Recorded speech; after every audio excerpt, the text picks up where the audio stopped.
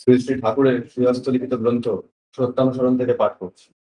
এগিয়ে যাও, কিন্তু মেপে দেখতে যেও না কত দূর এগিয়েছে, তাহলে আবার পিছিয়ে পড়বে। অনুভব করো, কিন্তু অভিভূত হয়ে পড়ো না, তাহলে চলতে পারবে না। যদি অভিভূত হতে হয় তো ঈশ্বর প্রেমে। যত পারো সেবা করো, কিন্তু সাবধান, সেবা নিতে যেন ইচ্ছা না হয়। অনুরোধ করো, কিন্তু হুকুম করতে চেও না। কখনো নিন্দা করো না, কিন্তু সত্যের প্রশ্রয় দিও না। ভিড় হোক, তাই বলে আলসে দীর্ঘসূত্রী হয়ে পড়ো না। ক্ষিপ্ত হও, কিন্তু অধীর হয়ে বিরক্তিকে ডেকে এনে সব নষ্ট করে ফেলো না। বীর হও, কিন্তু হিংস্রক সেজে বাঘ ভালুক সেজে বসো না। স্থির প্রতিজ্ঞ হও, গোয়ার হয়েও না। তুমি নিজে সহ্য করো, কিন্তু যে পারে না তাকে সাহায্য করো।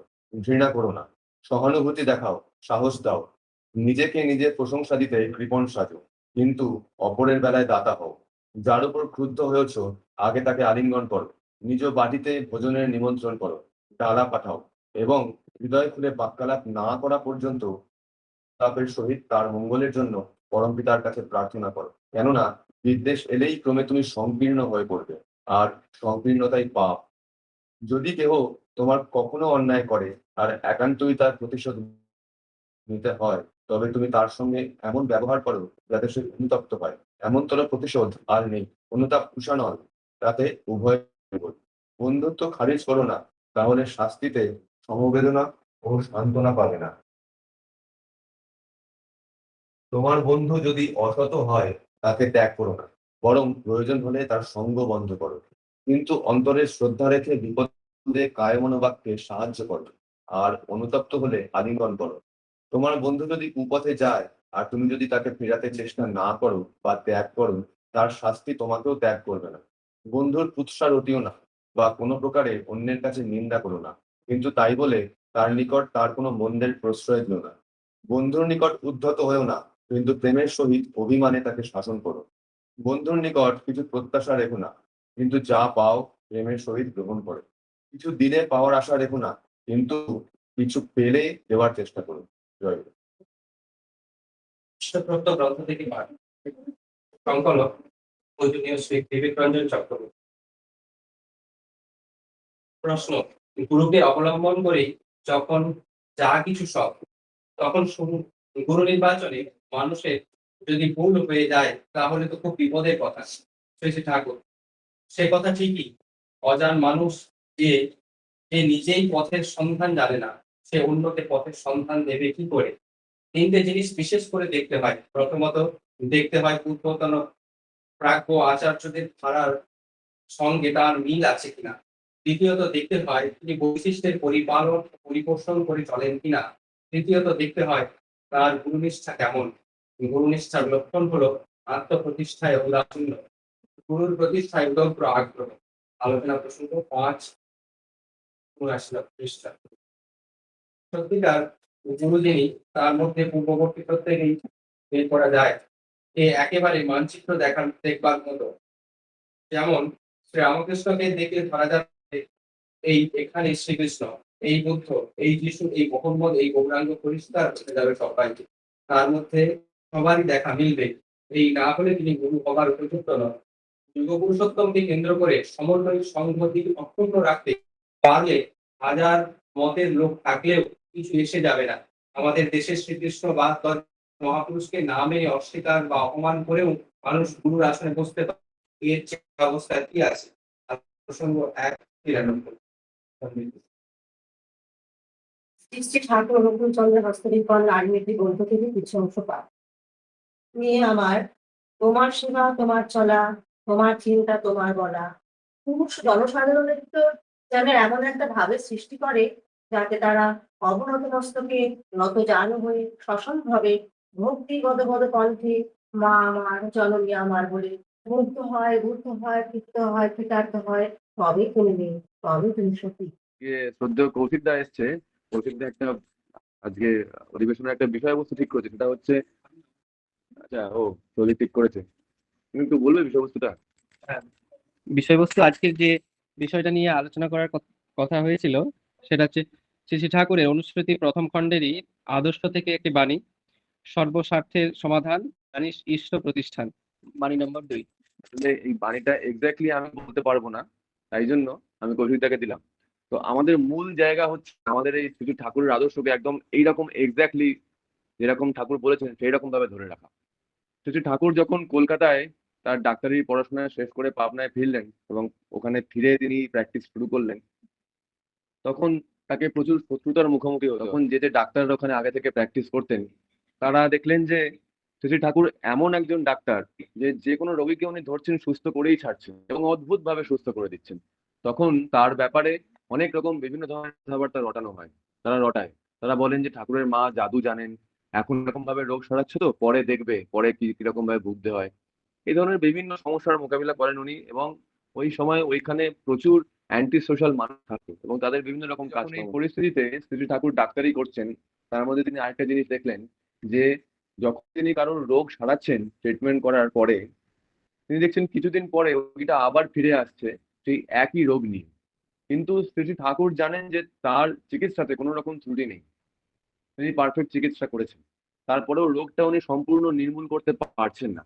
তখন শ্রী ঠাকুর বোঝেন আসলে সবই তার বোঝা, এটা তার লীলার অঙ্গ, যে রোগের উৎসটা অন্য কোথাও, রোগের উৎসটা শরীরে নেই, রোগের উৎসটা মনে রয়েছে। তখন তিনি মনের চিকিৎসা শুরু করেন এবং এই যে মনের চিকিৎসা শুরু করলেন, এই জায়গাটা হচ্ছে গাছের গোড়ায় জল দেওয়া। যদি তিনি মনের চিকিৎসা না করে শরীরের চিকিৎসাই করে যেতেন, তাহলে হচ্ছে এই গোড়া কেটে আগায় জল ঢালা, যেটাতে কোনো লাভ হয় না। গাছের পাতায় যদি নোংরা থাকে, নোংরা পরিষ্কার করতে হয়, কিন্তু যদি সেই গাছের গোড়াতেই না জল ঢালা হয়, তাহলে সেই পাতা পরিষ্কার কোনো কাজে লাগে না। তো এইরকম মূল বিষয়টা যেমন শ্রী ঠাকুর পৌঁছেছিলেন, এবং শ্রী ঠাকুর বলেন যে এক্সাম্পল ইজ বেটার প্রিসেপ্ট, উদাহরণ সবসময় বেশি কাজ করে। এরকম ভাবে শ্রী ঠাকুর উদাহরণ দিয়ে দেখিয়ে দিলেন যে আমাদের জীবনের মাথা যেটা, আমাদের জীবনের মন যে জায়গাটায় আছে, সেই জায়গাটাকে আমাদের আগে ধরে রাখতে হবে, সেই জায়গাটা আমাদের আগে স্ট্রিক্ট থাকতে হবে। সেই জায়গাটা ঠিক থাকলে বাকি সব স্বার্থ নিজের জায়গায় নিজে আস্তে আস্তে বসতে থাকবে। এইবারে যে জায়গাটাকে ঠিক থাকলে বাকি সব জায়গা ঠিক থাকে, সেটাই হচ্ছে আমাদের ইষ্টের জায়গা। ইষ্ট কথাটার মানে হচ্ছে মঙ্গল। আর এই মঙ্গলের প্রতিমূর্তি যিনি, যেমন আমরা কোনো দয়ালুর সংস্পর্শে এসে বুঝতে পারি যে দয়া কিরকম, যেমন আমরা কোনো টিচারের কাছে গিয়ে তার কাছে পড়াশোনা করে তাকে, তার কাছে শ্রদ্ধায় আনত হয়ে তার কাছ থেকে পড়াশোনা শিখে আমরা যেমন বুঝতে পারি জ্ঞান কি জিনিস, এইরকম মঙ্গল কি, এবং মঙ্গল যে শুধুমাত্র কোনো ব্যক্তির একার হতে পারে না কোনো সময়তেই, মঙ্গল যে অবশ্যই সমষ্টিগত, এই সমস্ত এবং আরো অনেক কিছু আমরা বুঝতে পারি কোনো মঙ্গলের প্রতিমূর্তির কাছে এসে, মানে মঙ্গলময় কোনো মানুষের কাছে এসে। এবং তিনি এমন একজন মানুষ তাকে হতে হবে যিনি সবার কথা ভাবেন, সমাজের কোনো একটা শ্রেণীর কথা ভাবেন তা নয়। তিনি শুধু মানুষের কথা ভাবেন, গাছের কথা ভাবেন না। তিনি শুধু গাছের কথা ভাবেন, গাছে যে পাখিরা বাসা করে থাকে তাদের কথা ভাবেন না। তিনি গাছকে ঠিক করতে পাখিদের বাসা ভেঙে দেবেন, সেই রকম মানুষ হবেন না। তিনি ওভারঅল পুরো ব্যাপারটা দেখবেন, এবং তিনি কোনো শ্রেণীর জন্য শুধুমাত্র আসবেন না, তিনি সমস্ত শ্রেণীর জন্য, সমস্ত বিশ্ব জগতের জন্য, স্থাবর জগৎ সবকিছুর জন্য। এইরকম কোনো মানুষকে যখন আমরা পরিপূরণ করে চলবো, এরকম কোনো মানুষকে যখন আমরা তার মত মাথায় নিয়ে চলবো, তাকে আমরা খুশি করে চলার চেষ্টা করবো, তখন সেটা হবে আমাদের ইষ্ট স্বার্থকে আগে রেখে চলা, ইষ্ট স্বার্থকে চেষ্টা করা। এই বিষয় নিয়ে আজকে কথা হবে। আমি সবার শুরুতে কৌশিকদাকে অনুরোধ করবো, কৌশিকদা এই বিষয়ে কিছু বলো। সর্বপ্রথমেই পরম দয়ালের চরণে আমার শতকোটি প্রণাম। উপস্থিত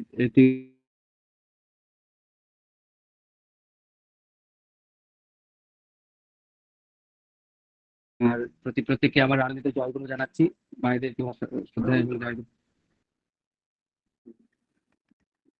বিষয়টা নিয়ে আজকের বলা এবং আলোচনা, সেটা হচ্ছে অনুষ্ঠিত প্রথম খণ্ডের শ্রী ঠাকুরের শ্রী ঠাকুরের দেওয়া একটি বাণী, সর্বস্বার্থের সমাধান, জানেন ইষ্ট প্রতিষ্ঠান।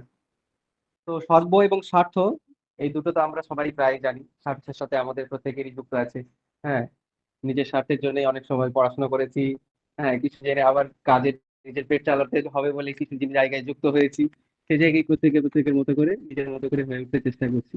তো এর প্রত্যেকের মধ্যে নিজস্ব স্বার্থ আছে, এবং সেই স্বার্থটা আবার সমাধান হয় কিভাবে, যখন আমরা সেটাকে কিভাবে কমপ্লিট করতে পারবো, সেই পথগুলোকে যদি আমরা মানে করে কমপ্লিট করি, সেগুলোই আমাদের স্বার্থের সমাধান। যখন আমরা করতাম সেই স্বার্থ সমাধান হতো যখন আমাদের সেগুলো প্রত্যেক দিনের যে শিক্ষক মশাইরা দিতেন সেগুলোকে প্র্যাকটিস করার মাধ্যমে, এবং তার সার্থকতা যখন হতো তখন আমাদের রেজাল্টের মাধ্যমে যখন আমরা পেতাম। তো এই জায়গাতেই আবার ইষ্ট প্রতিষ্ঠা আছে, আবার সর্বস্বার্থ বলা। স্বার্থ ওয়ার্ডটা যখন দেখছিলাম খুব ইন্টারেস্টিং ভাবে স্বয়ের অর্থ যুক্ত আছে, স মানেই আমি, আবার আমার মধ্যে যেগুলো পূরণ হচ্ছে। আবার ইষ্ট, আমার অর্ক ভাই বলছিল যে প্রতিষ্ঠান ইষ্ট হচ্ছে মঙ্গল। সেটা সুন্দরভাবে আলোচনা প্রসঙ্গে আছে যে গুরুকে আমরা যখন পালন করি বা ভগবানকে যখন আমরা আচরণগুলিকে মেনে আমরা চলার চেষ্টা করি, তখন সেগুলি আমাদের জীবনে মঙ্গলকারী হয়, এবং তাই তখন সেই গুরুর মূর্তিরূপ, মঙ্গল রূপ মূর্তি রূপে আমাদের কাছে দেন। তিনি জিজ্ঞাসা করছেন কি করলে কি ওই মানে আয়ুর্বেদিক বিষয়গুলোতে হবে। ঠাকুর তাকে জর্দার ফর্মুলা বলে দিচ্ছেন যেটাতে তামাকের পরিমাণ কম থাকে এবং ক্ষতিকর কম হয়, কিন্তু বানানো যেতে পারে। আবার ওষুধের ভেষজ ফর্মুলাও বলছেন। আবার তারপরেই একটা মানুষজন হচ্ছে মায়েদের মধ্যে গন্ডগোল হয়েছে, তার সমাধান করে দিচ্ছেন। তার মানে বিষয় তার কেমন সমাধান, প্রতিষ্ঠান কেন, যে তার মাধ্যম দিয়ে এই প্রতিটা বিধানগুলো মানুষজন মেনে করে চললে তাদের ফল পেয়েছে। আবার আমরা এখানেই ইছাপুর গান ফ্যাক্টরিতে পাই শ্রদ্ধেয় দাদা এসেছেন, ঠাকুর তাকে বলে দিচ্ছেন কিভাবে গান মেটাল গুলোকে দিয়ে তৈরি করলে তাতে হচ্ছে কি বলে কম হিট হবে এবং বেশি করা যাবে। পদ্মশ্রী পেয়েছিলেন এবং পুরস্কারও পেয়েছিলেন কিরণচন্দ্র ব্যানার্জিদা। তো এই প্রতিটা বিষয়ে আবার কখনো যদি কোনো জায়গায় কেউ ব্যাধ এসে দিঘা বলতে শিকার করেছেন শ্রী ঠাকুর শুনতে কিভাবে শিকারের পদ্ধতিগুলো, তিনি তো আবার সর্বপালী, সবার কাছে তিনি জীবনটাকে রক্ষা করার জন্য ভাবতেন। তাহলে তিনি মৃত্যুর বিষয়ে এত ইন্টারেস্টেড কেন, এই কৌশলটা কি, সেটা থেকে কিভাবে কি করা যায় সেইগুলোর বিষয়ে তিনি সজাগ সজাগ দৃষ্টি দিয়ে সেগুলো জানাতেন এবং আমাদেরকে সমাধান দিতেন।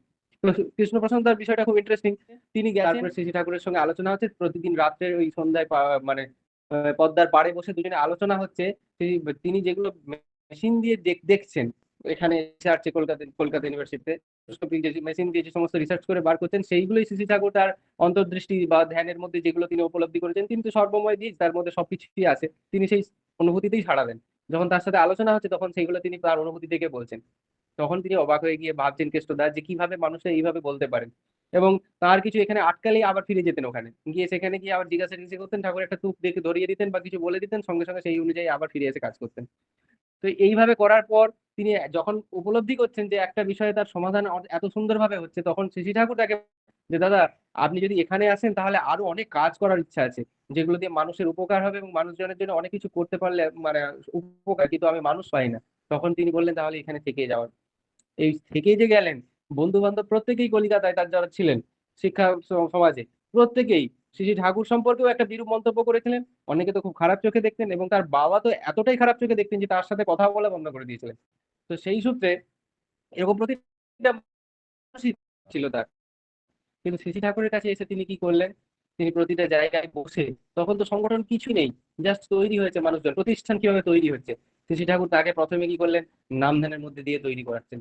প্রতিদিন নাম ধ্যান করছেন, বা প্রত্যেকের রুমে রুমে গিয়ে মা হচ্ছে কি বলে ভোরবেলা উঠে দেখছেন, এটা জীবনীতে পাওয়া যায়।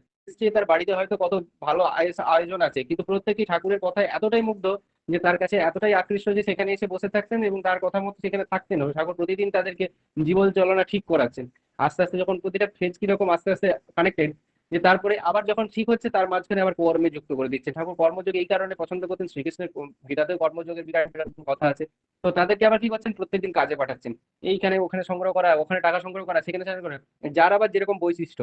শ্রী ঠাকুর কেষ্টদাকে দিয়ে বিভিন্ন ধরনের রিসার্চ মূলক কাজ যেগুলো মানুষের কাজে লাগবে, যেমন তিনি অনেক কিছু কি বলে দর্শন শাস্ত্র নিয়ে আলোচনা করাচ্ছেন, ওদিক থেকে বই নিয়ে এসে সংস্কৃত পড়িয়ে, মানে উনি মানে মাঝ বয়সে এসে সংস্কৃত শিক্ষা করে যে তাদের সাথে কি মিল আছে ঠাকুরের কথায়, বিদেশি মানুষদের সাথে মিল আছে, ঠাকুর বাইরের কথাগুলোকে মিল করার জন্য দেখাতেন যে প্রতিটা মানুষ যারা বাইরে বাইরে থাকে তাদের যে কথাগুলো মিলছে কিনা, যাতে সমাজ যে মানুষগুলো যারা ইন্টেলেকচুয়াল বলে মনে করে তারা তাদের কথাগুলো মিললে তবে নিতে পারবে, তারাও তাদের মতো হতে পারবে। সেখানেও তার উদ্দেশ্য কি, সেই মানুষগুলো তার কাছ থেকে সেই জিনিসগুলো প্রতিষ্ঠা পেলে তাদের গ্রহণযোগ্যতা বাড়বে, শেষ পর্যন্ত জীবনে তাদের পরিবর্তনগুলো করতে সহজ হবে।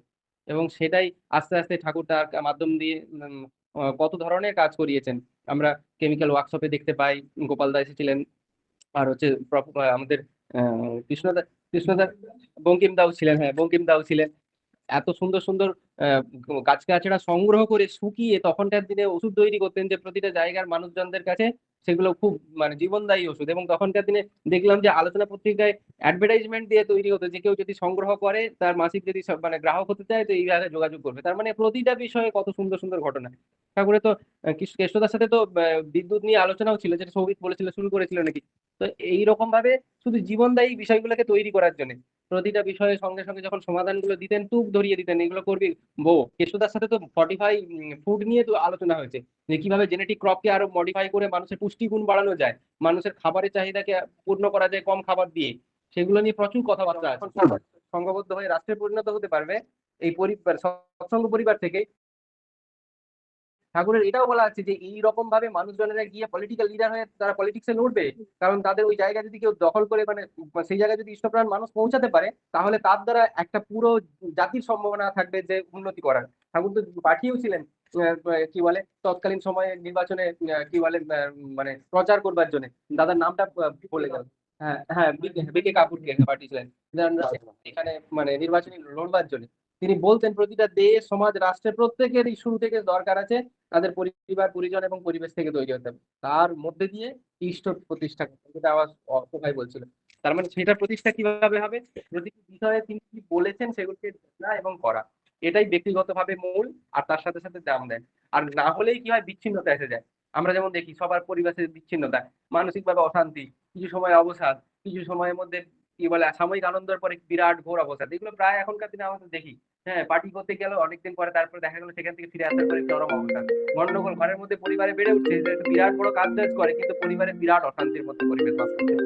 সবার মূলে ইষ্ট প্রতিষ্ঠা রয়েছে। আজকেও কোনো একটা সময় কোনো একজন মানুষ আসার কথা, তার পরিবেশের মধ্যে পরিবারের মধ্যে গন্ডগোলের জন্য সে আসতে পারেনি, সাময়িক পেট খারাপের জন্য আসতে পারেনি, শরীর খারাপের জন্য আসতে পারেনি। এ সবগুলোর মূলে আমি যে আচরণগুলো করেছি সেগুলোর কানেক্টিভিটি হচ্ছে আমার এই সাময়িক মানে বিষয়টা দিয়ে কানেক্টেড আছে। তখন কি হয়, শেষ পর্যন্ত আমি সেই জায়গায় সফল হতে পারিনি। তো আমার জীবনেও এরকমই একই ব্যাপার, যখনই কোনো বিষয়ে যখন আসবে এই বিষয়গুলোই ইষ্টকে প্রতিষ্ঠাই করার মাধ্যম দিয়ে বেড়ে উঠতে পারে, তখন সমাধানগুলো আস্তে আস্তে বেড়ে ওঠে। আর সব জায়গা থেকেই আমরা প্রতিষ্ঠা পাই। তাই বলা এই যে বাণীটাতে আছে, সর্বস্বার্থ অর্থাৎ সয়ের সব অর্থ, যেখানে আমার জীবনের প্রতিষ্ঠার সব অর্থই তার সমাধান অর্থাৎ বিধান যিনি দিয়েছেন, সেই ইষ্টরূপ মঙ্গলকারী তিনিই হচ্ছেন সেই প্রতিষ্ঠান, কারণ তার মাধ্যম দিয়ে প্রতিষ্ঠা পায় প্রতিটি বিষয়ের মঙ্গলকারী ঘটনাগুলি।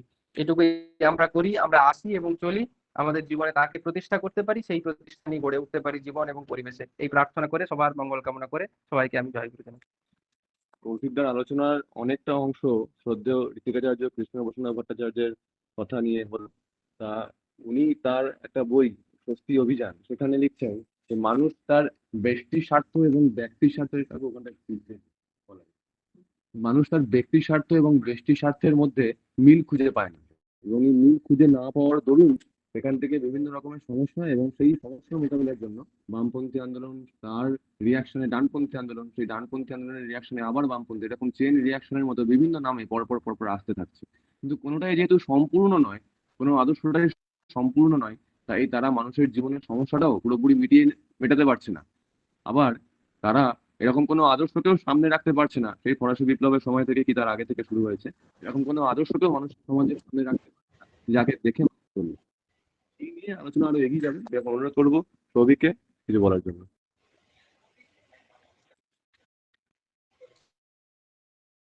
যে এবং আলোচনাগুলো যে এত ভালো লাগছে, মাঝে মাঝে নেটওয়ার্ক কানেকশন হচ্ছে ঠিকই, কিন্তু এত ভালো লাগছে যে তার তবুও আমরা লেগে আছি। শ্রী ঠাকুরের এই সমাধানের কথা বলতে একটা বাণী আমার মনে পড়ছিল আজকে, যদিও একটা আমাদের নির্দিষ্ট বাণী করে দেওয়া হয়েছে, তবুও এই বাণীটা আমার বারবার মনে পড়ছে। বাণীটা হচ্ছে যে বৃত্তি বাতুল ঘোরালো চিন্তা, হয়ে মনন প্রাণ, নিয়ন্ত্রণ সামঞ্জস্যে করে পর্যায় সমাধান, আনলে তাহা একই করণে কেন্দ্র সার্থকতায়, তারেই জানিস আসল ভাবে সমাধি বলে তাই। আরেকবার বলছি, বৃত্তি বাতুল ঘোরল চিন্তা, হয়ে মনন প্রাণ, নিয়ন্ত্রণ সামঞ্জস্যে করে পর্যায়ে সমাধান। তাহলে বৃত্তি বাতুল ঘোরল চিন্তা, হয়ে মনন প্রাণ, নিয়ন্ত্রণ সামঞ্জস্যে করে পর্যায়ে সমাধান। তাহলে আমরা এই যে এক একটা যে যে যে আন্দোলন হয়েছে, যেটার কথা ওর কথা বলছিল বা এ আমরা আমরা দাদা আলোচনা করলে, সব এইগুলোও যে ওয়েস্টেড তা না, কিন্তু সমস্যা হচ্ছে আমরা যখনই যা কিছুর বিচার করছি আমরা একটা কোনো না কোনো কালারে বিচার করছি। আর শ্রী শ্রী ঠাকুর যখন বিচার করছেন বা দ্রষ্টা ঋষি যখন বিচার করছেন, তখন তার দেখার ওই চশমাটা নেই, বা তার চশমায় সবকটা লাইট প্রবেশ করে আর সবকটা লাইটই বেরিয়ে যায়। এক কথায় বলা যায় ট্রান্সপ্যারেন্ট। ট্রান্সপ্যারেন্সির বিউটি হচ্ছে যতটা ঢোকে ততটা বেরোয়, তাই দেখে মনে হয় যেন কিছুই নেই, কাঁচটা যেন অদৃশ্য। তেমনই শ্রী শ্রী ঠাকুরের কাছে যাহা আসে তাহা যায়। এ যথা মাম প্রপদ্যন্তে ত্বং তথৈব ভজাম্যহম। তুমি আমাকে যেমন ভাবে ভজনা করবে আমি তোমায় সেভাবে ভজনা করব। তিনি বিধি, তিনি বিধিকে ধারণ করা বিধাতা। বিধি যেমন ঠাকুর বলেছেন, বিধি নয়কো জ্ঞানী নয়কো জ্যান্ত নয় চেতন, মানে বিধি ভালোও বোঝে না বাজেও বোঝে না ঠিকই, কিন্তু তিনি যখন বিধাতা পুরুষ তখন এটাও খাটে যে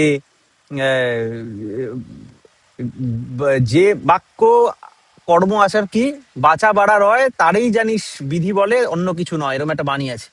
যে যে বাক্য কর্ম চিন্তা বাঁচা বাড়া ঠিক থাকে, সেটা আমরা সবাই জানি, জীবন বৃদ্ধির সমস্ত জিনিস, সেগুলো সেইটাই বিধি আমাদের কাছে, কারণ আমরা লাইফের গো ফলো করছি।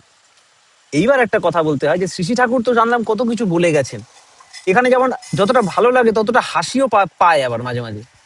কেমন লাগে? ঠাকুর বলে গেছেন, ঠাকুর বলে গেছেন, করে গিয়ে গেছেন। ঠাকুর ওই সময় অনুযায়ী বিশাল করে গেছেন, কিন্তু তার রেলিভেন্স আজকে কি? তার রেলিভেন্স আজকে হচ্ছে অ্যালগরিদম। এআই যেমন চলে অ্যালগরিদমে, অ্যালগরিদম মানে ফর্মুলা বা একটা ধরন, একটা রকম, একটা সিস্টেম।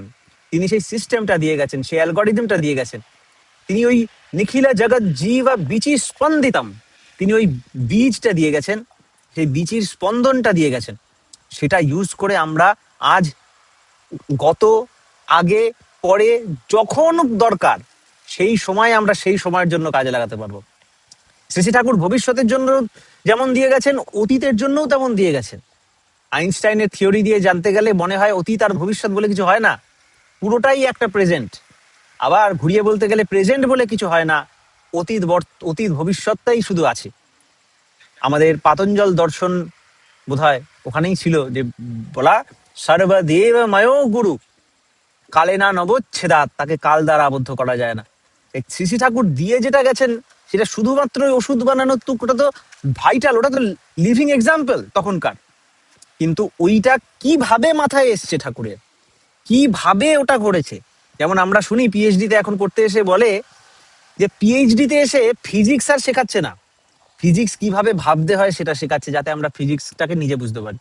শ্রী শ্রী ঠাকুরের কাছে স্টুডেন্ট এনে যখন বলা হয়েছিল যে মনোযোগী করাতে পারছি না স্টুডেন্টদের, ঠাকুর বলেছেন মনোযোগী করাতে হবে না, তুমি আগ্রহী করে তোলো, আগ্রহী করে তুললে মনোযোগ এমনি আসবে। তেমন শ্রী শ্রী ঠাকুর সেই সুরত চড়ে আকাশমের পদ্ধতি দিয়ে গেছেন, তারপর সুরত চললে যা যা হওয়ার তাই তাই তো হবেই। তাই আমরা সব দিক দিয়ে সামঞ্জস্য আনার চেষ্টা করেও আমরা পর্যায়ের সমাধান দিতে পারি, কিন্তু সেটার একীকরণ হয় না, সেটা এক নিষ্ঠা, এক মানুষ, এক নিয়ন্ত্রণে বাঁধে না, আর একে বাঁধলেও পরিপূরণ হয় না। তাই ওটা একটা এক না, ওই এক, আমরা সেই এক চাই যেটা রবীন্দ্রনাথ লিখেছিলেন, একক অখণ্ড ব্রহ্মাণ্ড রাজে পরম এক, সেই রাজ রাজেন্দ্র রাজে। এর কাছেই বিস্মিত হয়ে আসে সবাই, বিস্মিত নিমেষ হত বিশ্বচরণে বিনত, লক্ষ শত ভক্ত চিত বাক্য হারা। চিত বাক্য হারিয়ে যায়, বলা যায় না, ভাবা যায় না, চিন্তা করা যায় না তাকে। অবাং মনসা গোচরম, বাঙেও না মনসেও না, অবাং মনসা গোচরম, বোঝে প্রাণ ও বোঝে যার, ওটা এই একীকরণেই আসে। তাই বৃত্তি বাতুল ঘোরল চিন্তা, হয়ে মনন প্রাণ, যতই ধ্যানে মনন আছে, বাট কার ধ্যান করছি যেটা ইম্পর্টেন্ট। ধ্যান নিশ্চিত হই ধাতু থেকে, মানে চিন্তন ও মনন, কিন্তু তুমি মনন ধ্যান কার করছো? বৃত্তি বাতুলতার সাথে হবে না। কিন্তু সব বৃত্তি যদি ইষ্টে থাকে, একীকরণ, বৃত্তি বাতুল ঘোরল চিন্তা, হয়ে মনন প্রাণ, নিয়ন্ত্রণ সামঞ্জস্যে করে পর্যায় সমাধান, আনলে তাহা একীকরণে কেন্দ্র সার্থকতা, এই যে ইষ্টে সার্থক, তারেই জানিস আসল ভাবে সমাধি বলে। তাই এই সমাধিটাই সর্ব সমস্যার সমাধান, তার উপায় হচ্ছে কৈবল্য। মানে কেবলে নিষ্ঠ থাকা, কেবলে প্রতিষ্ঠিত থাকা, এটাই প্রতিষ্ঠান।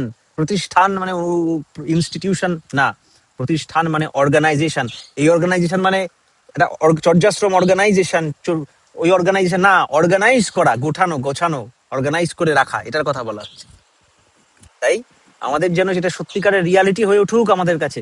আজকে শ্রদ্ধেয় দাদারা এসছেন, যে আমার মায়েরা এসছেন, আমার বন্ধু আছে, বন্ধুরা এসছে, ভাই আছে, দাদারা আছে, সকলকে আমার প্রণাম জানাই এবং সকলের অন্তরের ঈশ্বর কাছে প্রার্থনা জানাই যেন আমাদের এই mission of organising our complexes for the beloved আমাদের সার্থক হয়ে উঠুক, সত্য হয়ে উঠুক, এই প্রার্থনা করি। বন্দে পুরুষোত্তমম। জয় গুরু। জয় গুরু। আজকে এখানে যে ইষ্ট স্বার্থ, এবার স্বার্থ প্রত্যেকের আছে, প্রত্যেকের একটাই স্বার্থ, বৃহত্তর স্বার্থ হচ্ছে বেঁচে থাকা এবং বেড়ে ওঠা। এটা হচ্ছে মানুষের ধর্মের একটা সর্বপ্রধান চাহিদা, যে বেঁচে থাকবো। তাই ঠাকুর এক জায়গায় বাড়িতে বলেছিলেন, মরো না মেরো না, পারত মৃত্যুকে অবলুপ্ত করো। তো সেই স্বার্থ হচ্ছে আমাদের বেঁচে থাকা এবং বেড়ে ওঠা। সেটা শুধু মানুষের ক্ষেত্রে নয়, প্রত্যেকটা প্রাণী জগতের ক্ষেত্রেই একই চাহিদা। ইষ্ট স্বার্থ প্রতিষ্ঠা করতে গেলেই আমাদের সকলকে ভালো হয়ে উঠতে হবে, যেরকম তিনি চেয়েছিলেন। তা তিনি আমাদের মঙ্গলের জন্য সবকিছুই চেয়েছেন, সবকিছু বলেছেন, এত কিছু করেছেন। আর তিনি যুগে যুগে পরম পুরুষের আশাও কিন্তু সেই জন্যেই, যে তাকে ধরলেই যে মঙ্গল হবে তা নয়, তার বলা যা যা কিছু সেগুলো আমাদের জীবনে যদি আমরা পালন করি তাহলেই সেটা মঙ্গলে পর্যবসিত হবে। এবার ঠাকুর সবকিছু দিয়ে তার যেটা বলেছেন সেটা আগে করেছেন, করে দেখিয়েছেন, এবং যা করে যে ফল পেয়েছেন, যেটা মানুষের হিতকর বলে মনে করেছেন সেটাই বলেছেন। কাজেই বলার করার মধ্যে কিন্তু ফারাক নেই, দুটোই এক। তিনি বড়মাকে খুব শ্রদ্ধাও করতেন, যেমন ভালোবাসতেন তেমন শ্রদ্ধাও করতেন। তা আমাদের ভেতরেও, আমাদের দাম্পত্য জীবনেও সেই ভালোবাসার সাথে সাথে যেন শ্রদ্ধাটিও থাকে। শ্রদ্ধাহীন ভালোবাসা কিন্তু ভালোবাসা নয়, ভক্তির ক্রমোন্নতিই ভালোবাসা, এক জায়গায় বলা আছে। ঠাকুর একদিন কেষ্টদাকে বলছেন যে, কেষ্টদা, এই যে মানুষের যে ভুল, যে খারাপ মানুষকে আমি জানি, কে কে মানুষ জানি, কিন্তু সেই যে খারাপ সেটাকে আমি স্বীকার করতে পারি না। যে খারাপটাকে স্বীকার করতে পারি না, অর্থাৎ যে তার যে খারাপ সেটাকে সেটাকে স্বীকার করা মানে জনসমক্ষে তুলে ধরা, সেটা করতে পারি না, আর তাকে রিজেক্ট করতে পারি না। আমাদের চালচলন, প্রত্যেকের চালচলন একটা আলাদা আলাদা, কারো চালচলন আর একজনের পছন্দ নাও হতে পারে। তা সেই পছন্দ না হলে তাকে রিজেক্ট করে দেবো, তা ঠিক না। কারণ আমার চালচলনও তো আরেকজন রিজেক্ট করতে পারে, আমার চালচলন আর একজনের কাছে ভালো নাও লাগতে পারে, সেটা আমাকে রিজেক্ট করে দিতে পারে। সেই জন্য এই কারো চালচলন যে সবটাই আমার মনঃপুত হবে তা নয়। তিনি খুশি হওয়া মানে তার স্বার্থ প্রতিষ্ঠা, মানে তার ভেতর দিয়ে আমার স্বার্থ প্রতিষ্ঠা হবে। কাজেই ইষ্টকে আর কি নতুন করে প্রতিষ্ঠা করার আছে। তা তিনি যখন আমাদের মঙ্গল চান, আমাদের হিতে, আমাদের সুখে স্বচ্ছন্দে তিনি যেরকম সেটা করার চেষ্টা করেছেন, আমাদের কিসে ভালো থাকি সেটা সেই বানিয়েছেন, সেইভাবে বলে গেছেন, করে কাজে তার স্বার্থ হচ্ছে আমাদের ভালো থাকাটাই তার স্বার্থ। কাজে আমরা যদি ভালো থাকতে পারি তার কথা মেনে চলতেই হবে। শ্রদ্ধেয় জেঠু যেরকম অপূর্ব আলোচনা করলেন, বললেন যে বৃষ্টিমাফিক চাহিদাগুলোকে আমল না দিয়ে ইষ্টের চাহিদাকে প্রধান করে জীবনে চলা। এই প্রসঙ্গে একটা আজকেই কৌশিকদার সঙ্গে আমার আলোচনা ছিল, একটা এই কথাটা না বললেই নয়। কালকে থেকে যাচ্ছে যে কিছু মানে একটা রাজনৈতিক দলের কর্মী খাচ্ছে, তাই সেটা আমরা ইন্টারনেটে দেখছি। কৌশিকদাও খুব আনন্দ পাচ্ছে, আমি দেখে খুব আনন্দ পাচ্ছি। কিন্তু আমি কৌশিকদাকে বললাম, আনন্দ পাওয়ার সঙ্গে সঙ্গে পানিটা মাথায় আসছে যে মেরো না মরো না, হয়তো মৃত্যুকে অবলুপ্ত করে দাও। তাই ঠিক আনন্দটাও আমি নিতে পারছি। মানে ঠাকুর বৃত্তির চাহিদাটাকে এমন দিক দিয়ে আটকে রেখে দিয়েছেন। আজকেই সত্যনারায়ণে পাঠ করলাম যে হিংস্রক হয়ে বাঘ ভালুক সেজে বসুন, হিংস্রক হয়ে বাঘ ভালুক সেজে বসুন না। মানে যে যেটুকু জায়গায় বৃত্তির যেটুকু চাহিদা, যেটুকু মানে বৃত্তিকে উপভোগ করা যেটুকু জায়গা আছে, ঠাকুর প্রত্যেকটা জায়গায় লাগাম দিয়ে রেখেছেন। এই জন্য শ্রী ঠাকুরের আদর্শ এবং এই বিষয়ে তো আশা করি এখন শ্রদ্ধেয় কাকু কিছু বলবেন, শ্রদ্ধেয় জ্যোতি কাকু, এবং সেই সঙ্গে আজকের যে বিষয় সর্বস্বার্থের সমাধান, জানিস ইষ্ট স্বার্থ প্রতিষ্ঠান, সেই বিষয়ে কাকু আজকে কিছু বলবেন। সর্বপ্রথম দেওয়ালের আতুল চরণে আমার অন্তরের অনন্ত কোটি প্রণাম। তারপরে এখানে তারই পুত পবিত্র পাঞ্জাপাত্র কর্মীগণকে আমার আনন্দিত জয় করু, এবং ইষ্ট স্বার্থ প্রতিষ্ঠাপন দাদারা এবং মায়েদের সকলকে আমার যথাযোগ্য স্থানে প্রণাম শ্রদ্ধা। আমি প্রথমে সময় খুব কম, আচ্ছা আমি তো বিটুর কথাটা একটুখানি বলে তারপরে আমি প্রসঙ্গে এটা চলে আসছি না। আচ্ছা, প্রথমত বলি আর কি, যে সমস্যাটায় হচ্ছে মানসিক ভাবে, এটা ভিতরে যদি দৃঢ় প্রত্যয় থাকে তাহলে মনে হয় এক মুহূর্তে চলে যাবে। উদাহরণ যদি হিসাবে যাই, আমি আমার মেয়ের উদাহরণটা দিতে পারি। আমার মেয়ে নিরামিষাশী, এবং ওর বিয়ের জন্য আমি 5 বছর হন্য হন্য করে খুঁজেছি ঠাকুরের বিধান অনুযায়ী বিয়ে দেওয়ার জন্য, অর্থাৎ সবর্ণ ভিন্ন গোত্র হিসাবে। সেটা পেতে গিয়ে যা সমস্যা, আমার থেকে আমার বেশি মেয়ে আরো দৃঢ় প্রতিজ্ঞ ছিল। সর্বস্বার্থের সমাধান, জানিস ইষ্ট প্রতিষ্ঠান, এখানে কথা বলেনি, ঠাকুরের বাণীটা দিয়েছেন, কিন্তু বাণীটা ছন্দ মেলাবার জন্য কিন্তু প্রতিষ্ঠান কথাটা বলেছে। অ্যাকচুয়ালি এটা ইষ্ট প্রতিষ্ঠা। সর্বস্বার্থের সমাধান হয়ে যাবে যদি আমি ইষ্ট প্রতিষ্ঠা করতে পারি। আর ইষ্ট প্রতিষ্ঠা কি দাদা, অনেক আমি এতক্ষণ ধরে সবার বক্তব্য শুনেছি, এত ভালো লেগেছে, আমি সমৃদ্ধ হয়েছি। আমি আসছি অর্ক থেকে শুরু করব। আমি মূল বিষয়টা বলে নিচ্ছি। অর্থাৎ ইষ্ট প্রতিষ্ঠা মানে হচ্ছে ইষ্টকে প্রতিষ্ঠা করার জন্য দুটো পথ আছে। একটা হচ্ছে আদর্শ কেন্দ্রিক জীবন, যেটা তুমি পাঠ করলে গুরুকরণ, সঠিক গুরু চাই, বাজারের গুরু নয়, সদ্গুরু।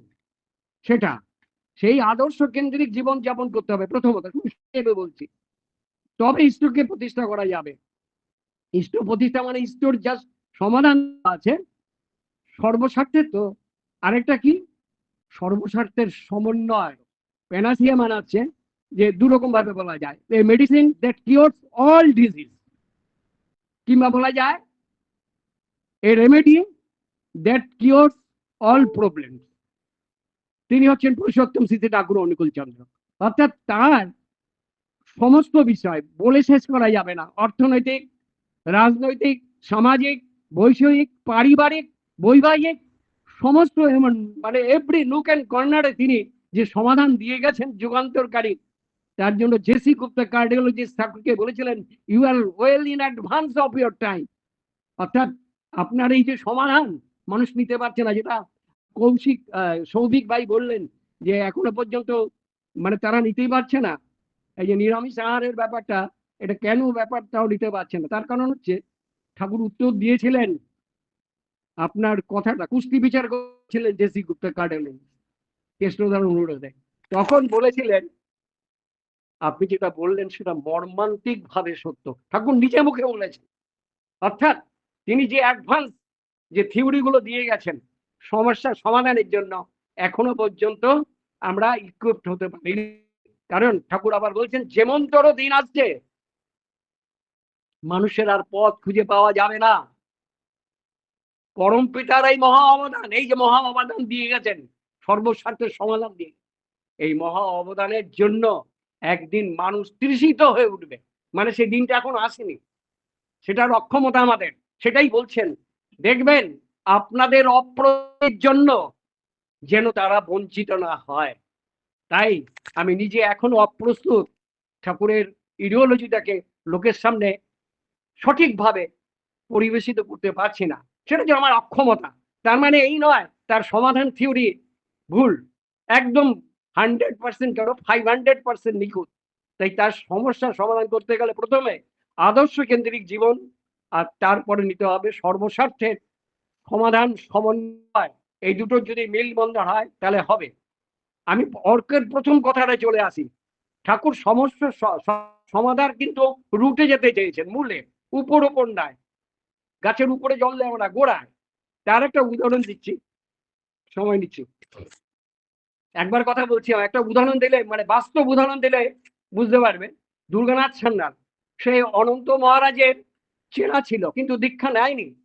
তিনি, আমি খুব সংক্ষেপে বলছি, তিনি এসে বৈদ্যনাথ ধামে, তখন ঠাকুর এখানে আসেনি পূর্ব বাংলায়, বৈদ্যনাথ ধামে এসে ধর্ণা দিয়েছেন যে আমার পেটের রোগটা সারছে না। সমস্ত কবিরাজি, এলোপ্যাথিক, আয়ুর্বেদিক যাবতীয় যা কিছু আছে সমস্ত কিছু চিকিৎসা করার পর তার রোগটা কি ছিল?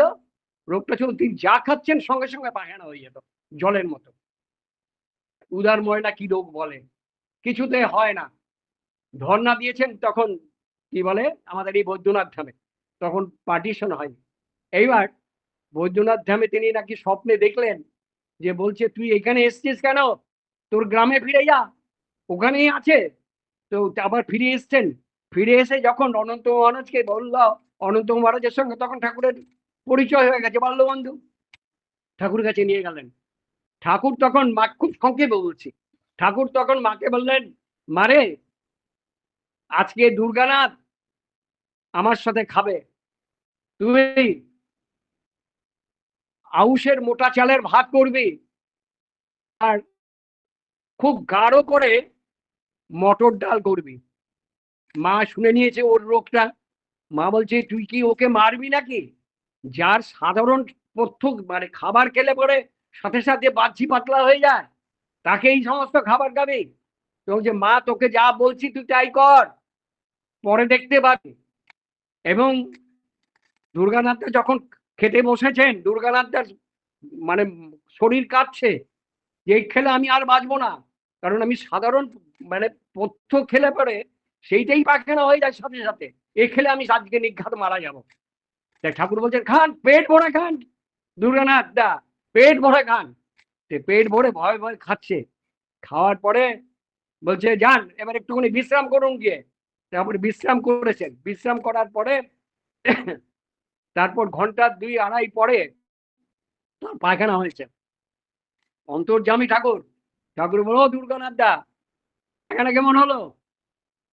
দুর্গানাথ অবাক হয়ে বললো যে আমার কত বছর পরে এই শক্ত পায়খানা হলো, কি করে হলো আমি জানি না। এই যে রহস্য ব্যাপারটা পরে যখন ঠাকুরকে বলা হলো, ঠাকুর তখন বললেন ওই যে রুটে গিয়ে চিকিৎসা করতে হবে, নাহলে হবে না, সমস্যার সমাধান করতে। তখন যারা ছিলেন ওখানে গোসাইদা বা ইত্যাদি তাদের বললেন ওর এক সময় খুব ইচ্ছে হয়েছিল যে আউশের মোটা চালের ভাত দিয়ে মটর ডাল খাবে, কিন্তু ওর হয়নি সেটা।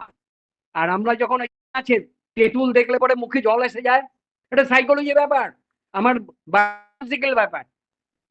তেঁতুল সামনে আনলে মুখে ঢালা পরে জল আসে যায়, তাই তো? এটা কিন্তু অটোমেটিক আমাদের জৈবিক ব্যাপার। তো ও যখন এটা ইচ্ছে হয়েছিল তখন ওর সিক্রিয়েশন হয়ে, মানে যেটার জন্য হজম করাবে সেইটা সিক্রিয়েশন হয়ে গেছিল।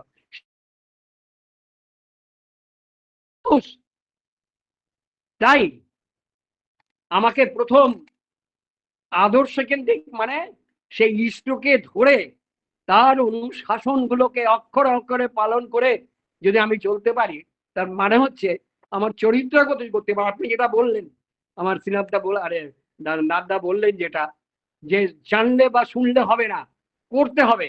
সেটা অনুশীলনের মাধ্যমে যদি আমি চরিত্র করতে পারি তবেই কিন্তু ইষ্ট প্রতিষ্ঠা হবে। আর ইষ্ট প্রতিষ্ঠা হলে পরে কিন্তু সমাধানগুলো হতে শুরু করবে। আর যেটা বললাম যে সর্বস্বার্থের সমন্বয় দরকার, অর্থাৎ সেটাও একটু বলি। আজকে যে আমাদের দেশের মূল সমস্যা, এই সমস্যার সমাধানের জন্য কিন্তু একদম বার্নিং কোশ্চেন সাম্প্রদায়িক সমস্যা। ঠাকুর কিন্তু 1946 সালে যখন চলে আসেন, তার আগে অনেক চেষ্টা করেছিলেন যে মানে ভারতবর্ষ যেন অখণ্ডিত থাকে এবং বাংলা যেন ভাগ না হয়। কারণ ঠাকুর বারবার বলেছেন বাংলা জাগলে ভারত জাগবে, আর ভারত জাগলে বিশ্ব জাগবে। সেটার জন্য কি করলেন শ্যামাচরণ মুখোপাধ্যায় এবং তখন বহু প্রখ্যাত মানুষ যারা কি বলে প্রশাসনিক স্তরে যাওয়ার মতো লোকগুলোকে ডেকে তিনি পই পই করে বলেছিলেন, তার সমাধান সূত্র তিনি বলে দিয়েছিলেন। শ্যামাচরণ মুখোপাধ্যায়, আরে শ্যামাচরণ বলছে শ্যামাপ্রসাদ মুখোপাধ্যায়কে যখন আসলেন, দুবার এসছেন, 1937 সালে এসছেন একবার, আবার 1939 সালে এসছেন। এই দুবার এসে ঠাকুর ওই কথাই বলেছেন। শুধু তাকে নয়, এবং সাধু ঠাকুর শুধু বলে ক্ষান্ত হয়নি, ঠাকুর নিজে সেটা করিয়েছেন। সেটা কি ব্যাপার? ঠাকুর বললেন বাংলাকে ভাগ হতে দেবেন না। বাংলা ভাগ হলে পরে মুসলমান এবং হিন্দু দুজনের ক্ষেত্রে ক্যান্সারের মতো কারণ হয়ে যাবে। এবং পরবর্তী দেখা গেল ঠাকুর বললেন এই ভারত ভাগ হওয়ার জন্য পাকিস্তান এবং ভারতবর্ষের রোগ যেটা হলো সেটা ক্যান্সার। ঠাকুরের নিজের মুখে উত্তরটি সেটা কবে বলেছিলেন? দেশ পার্টিশন হওয়ার আগে সমস্যার সমাধান দিয়ে গেছিলেন। কি বলেছিলেন? শ্যামা প্রসাদ বলছেন সম্ভব নয়, প্রচুর টাকা দরকার। তার কারণ হচ্ছে আপনি যেটা বলেছেন, ঠাকুর যেটা বলেছেন যে বিহার, উত্তরপ্রদেশ এই সমস্ত জায়গা থেকে বাঙালির 50 লাখ পরিবারকে নিয়ে আসুন বাংলায়। তাহলে তখন বাংলায় তখন ছিল মুসলিম মানে প্রাধান্য এরিয়া, পূর্ব বাংলায়। তাই ঠাকুর সমাধানটা দিয়ে গেছেন, কিন্তু আমরা সমাধানটা নিতে পারিনি। কারণ ওই যে 50 লাখ আনতে গেলে যে প্রচুর টাকা দরকার, তারও সমাধান ঠাকুর দিয়ে গেছিলেন। ঠাকুর বললেন এখানে প্রচুর জমিদার এবং বহু ধনী লোক আছে। যদি দেশ ভাগ হয়ে যায় এবং বাংলা ভাগ হয়ে যায়, সেই জমিদার তাদের জমিদারি থাকবে না, সেই ধনীগুলো আর ধনী থাকবে না, সবাইকে তো এখানে আসতে হবে। সুতরাং তাদের কাছ থেকে অর্থ রোজগার করুন। এবং ঠাকুর নিজে বহু পরিবারকে বিহার থেকে এনে পূর্ব বাংলায় বসিয়েছিলেন। কিন্তু দুর্ভাগ্য তিনি সমাধান দিয়ে গেল বড়, সেই সমাধান আমরা তদানীন্তন যে প্রশাসনিক স্তরে যারা নাম যারা ছিলেন, আরো অনেক ঘটনা আছে এর মধ্যে, সময় তো নেই, তারা পারেনি। এই আদর্শ কেন্দ্রিক অর্থাৎ আদর্শকে ধরে যদি চলা যায়, অর্থাৎ যুগ পুরুষোত্তম, আমার সৌভিক ভাই বললেন পুরুষোত্তমরা যখন আসেন তখন তখনকার যুগের মতো তার সমাধান প্রেসক্রিপশন দিয়ে যান।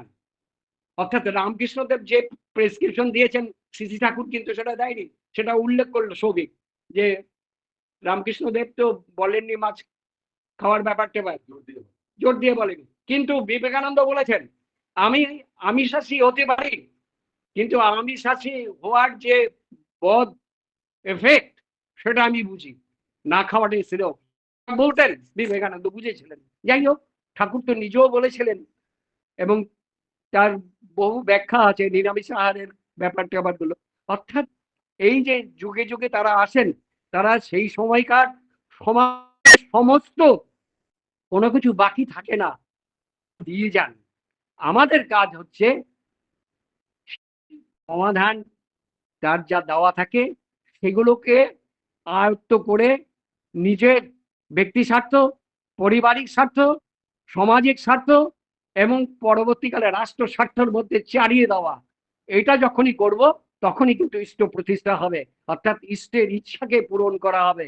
আর ইষ্টের ইচ্ছাকে পূরণ করা মানে হচ্ছে ইষ্টকে ভালোবাসা, ইষ্টের প্রতি নিষ্ঠা, ইষ্টের প্রতি আনুগত্য, এইগুলোকে গড়ে তুলতে হবে।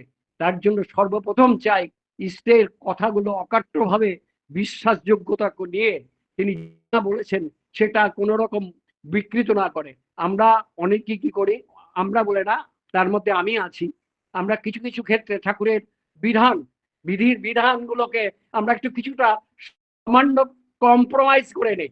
আর ঠাকুর কি বললেন যে আমি যে কথাগুলো যত জোরের সহিত বলেছি আপনারা সেই তত শিথিলের সাথে অবজ্ঞা করে চলেছেন। আমি হচ্ছে সেই আপনাদের অবজ্ঞা করা দলের মধ্যে একজন। হয়তো তার জন্যই আমি আমার যে কাজ ইষ্ট প্রতিষ্ঠা করার জন্য সেটা সেই জায়গায় তুলে আনতে পারিনি। তো সুতরাং এটা একক প্রচেষ্টা নয়, সামগ্রিকভাবে আমাদের সকলের প্রচেষ্টা মিলে আমাদের দলে এই মানুষদের আনতে হবে। তার জন্য আমাদের কিন্তু এই আমাদের মিশন থেকে সরে যাওয়া চলবে না। তাই কবির ভাষার কবির একটা কথা যেটা ঠাকুর বারবার বলতেন, বহুবার বলেছেন এবং দুবার তিনবার করে জোর দিয়ে বলতেন, কৃষ্ণদাস শরৎদাইদেরকে বলেছিলেন, সেটা দিয়ে আমি শেষ করছি আজকের বক্তব্য। ঠাকুর বললেন স্থির থাকো তুমি, গুরু গোবিন্দর উপর 4টে লাইন শেষ, স্থির থাকো তুমি জাতি, প্রদীপের মতো আলোস ত্যাগী, এই নিশিত তুমি ঘুমাইলে ফিরিয়া যাইবে তারা। তাই প্রথমে আছে পেয়েছি সত্য, লোভিয়াছি পথ। আমরা যে সত্যের পথ যুগ পুরুষোত্তম শ্রী ঠাকুরের কাছ থেকে পেয়েছি, সেই পথে আমাদের থাকতে হবে, স্থির থাকতে হবে, এবং স্থির থেকে আলসতা ত্যাগ করে প্রদীপের মতো আলসহীন ভাবে আমাদের তার অক্ষরে অক্ষরে তার নিষ্ঠা সহকারে তার অনুশাসনের মধ্যে চলে চলে আমাদের সে অবিকৃত ভাবে প্রচার করে যেতে হবে। অর্থাৎ চারিন্দাকার, অর্থাৎ এই নিষিদ্ধ মাঝে তুমি ঘুমাইলে, অর্থাৎ আমাদের ঘুমিয়ে থাকা চলবে না, ফিরিয়া যাইবে তারা। অর্থাৎ যে মানুষজন এখনো পর্যন্ত শ্রী ঠাকুরকে জানতে পারিনি, বুঝতে পারিনি, তারা ফিরে যাবে, যেটা সৌভিক ভাই আমার কথা বললেন। এর সাথে সাথে বলি, এর দ্বৈত অর্থ বলা যায়। যেমন ঠাকুর বলেছেন, বহু শুদ্ধ আত্মা ঘুরে বেড়াচ্ছে, তারা জন্ম নিতে পারছে না মায়ের অভাবে।